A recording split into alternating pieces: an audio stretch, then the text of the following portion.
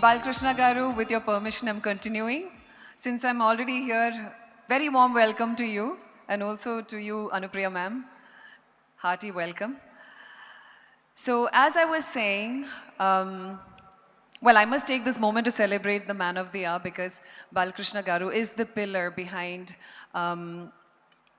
making sure that this institution is able to hone the success that it has honed until now, carry on its legacy, and also create a mark, therefore completing 25 successful years. So congratulations to you, sir, and thank you.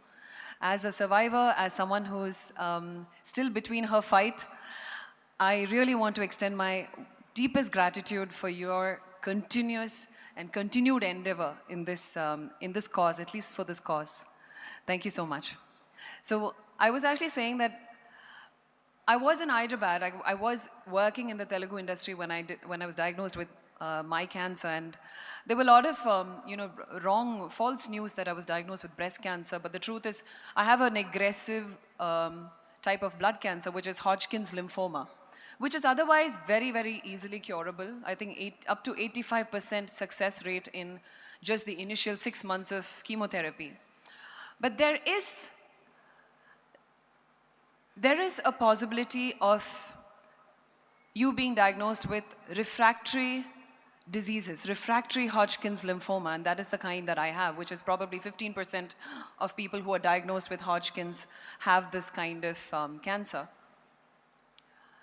So I'm going to cut my long story very short, okay, because I don't want to get into the tail of it.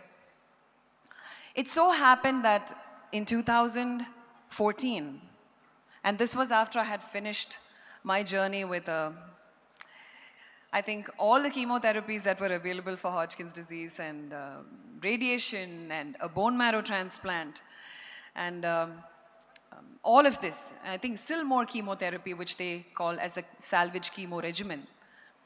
I happened to be, miraculously, when all doors had closed, a new door opened for me, and this was back in 2014. And trust me, this medicine was not available, or in fact, it was in human trials in the United States, which was at UCLA. And I happened to have the opportunity of being part of a clinical study, which is a human trial, phase 2 clinical trial for one of the first very successful anti-PD-L1 drug. And today it is approved. In 2017, it got approved for several types of lung cancer. Very promising results in several types of blood cancer. Hodgkin's lymphoma is one of them. And one of the things, now that I've come this far in life, I'm not saying that I'm free of danger. I believe that life is, probably God is not, every time I think about the word cure, I've stopped pinning my life on that one word called cure, because yes, it looks like a dangling diamond, that word. And we sometimes start having these false hopes. But what if 2 years later, 5 years later, once again your PET scan shows you one element of disease, your cancer's moved some other part of your body? What are you going to do? Your whole world is going to break down? Everything that you've built is going to come crashing down on you? So I stopped doing that a very long time ago. So it's about, for me, survival is about how I show up every day. What's the energy I put out? What do I do with the time and the life that I have? So I'm so grateful that in 2014, I stumbled upon this miracle. And this is a very promising drug called Opdivo. I don't know how many of you are aware of it. Many of you who are in the medical field will be aware of it. It's an anti-PD-L1 drug. I had the amazing fortune of being administered with the medicine. And trust me, it is because of that one drug, wonder drug, that I'm still standing here before you today. And thank you so much. One of the things I always tell people when I meet them, I tell them the key is not to find a cure today, find a solution right now. The bigger cure for you, the bigger challenge that stands before you in your fight is, do you have it in you to stay alive. And how much of your everyday life are you truly living? Create that spirit inside you, that will to fight, that will to, that drive inside you. Quality of your life. One of the things that I have learned a lot about medical science and about how the mind and the body connection works. The miracle behind the art of staying alive, the art of survival, how to fight, how to put on the right fight, the bright fight. A lot of it, yes, from United States. As this is also an Indo-American, institute, I'm sure there's a lot of integration that is happening. In fact, there is one aspect that we have not focused on, at least until 2014, I had all my treatments in Apollo, Chennai.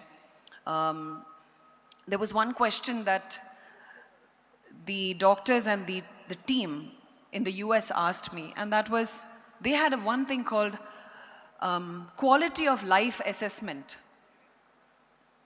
Quality of life assessment is not something that they do on a day-to-day basis with patients in India. At least I have not seen that. I have gone back into hospitals after moving back to India, and I still see we're falling behind. How is the patient looking? What is the spirit that the patient is carrying when they're walking into the hospital? All these things matter. So when it comes to that, hospital is the next thing. What about the environment at home? So your immediate environment, anybody who's fighting cancer, I think the first support needs to come from home. And there's something that I've always seen happen because of how we are culturally and traditionally built. I have seen a lot of toxic support also coming from home. And the reason why I put emphasis on this is because there are people who love us, they also worry for us. So one of the things I always want to mention to people who are caregivers to cancer patients is, you worry for them, but don't wear your worry. And I think to a certain degree, I have told this so much to my parents that my mother has almost forgotten to worry, even on a bad day of mine. She puts on a strong front and she acts as though nothing is wrong with me. And I kind of get some energy from somewhere. Earlier, she was 10, 15 years ago, she was a completely different person. But today, when there is something wrong with me, she pretends like, she's got it figured out. I know my daughter will figure it out. So that gives me the strength, that gives me the energy to do my own research. And yeah, for the most part, I have done my own research and I have been in the forefront of my own fight because I don't have a sibling. I don't have any other support, other than my dad and mom. And they're also of a certain age. They're of a previous generation, So what I want to tell people who care for people who are going through cancer is, don't sympathize with them, empathize with them. And I feel when someone finishes their battle with cancer and they're coming back into this world, there is a resistance in complete acceptance. I've experienced that myself because everybody tries to look at my journey as something that was debilitating for me. Oh, poor thing. Oh yeah, I know she's gone through this, so she must be weak. No, you know what? I'm 10x stronger than an average person. And the real question is the world really ready for us? Are you ready for us? So all I want to tell everyone today here is, I want to congratulate every single person who's put on a strong fight. I want to thank those who have left us, having put on a strong fight and having left so many things for us to think about time and time again. I hope we have learned a thing or two from people who have passed. How willfully and how gracefully they have fought through their hard times, Can you even imagine? It's so hard to fathom the fight of a person who's going through cancer. And one of the things that I have promised myself is, I will never appear as though I'm going through something. And I always tell myself, on a bad day, just let it be your bad day. It's okay. It's not, every day doesn't have to be perfect. Take rest, that day is for you. But the next day, the body is amazing, you know. Once that chemotherapy or any medicine goes in, first few days is, not so good. But then your cells, everything inside you, your willpower, and everything fights back so that you can stand back up again and show up to your own life. So I take this opportunity to request all of you to make every person's fight a little easier. If you can enhance, if you can give a little bit of support and a little bit of love, it will go a very, very long way for those who are actually fighting cancer. And on that note, I hope the Basavatarakam Indo-American Institute managed to bring a lot more futuristic and synergetic treatment options and make it a lot more easily available to everyone who's in India, and therefore also impart more and more knowledge and education in this field.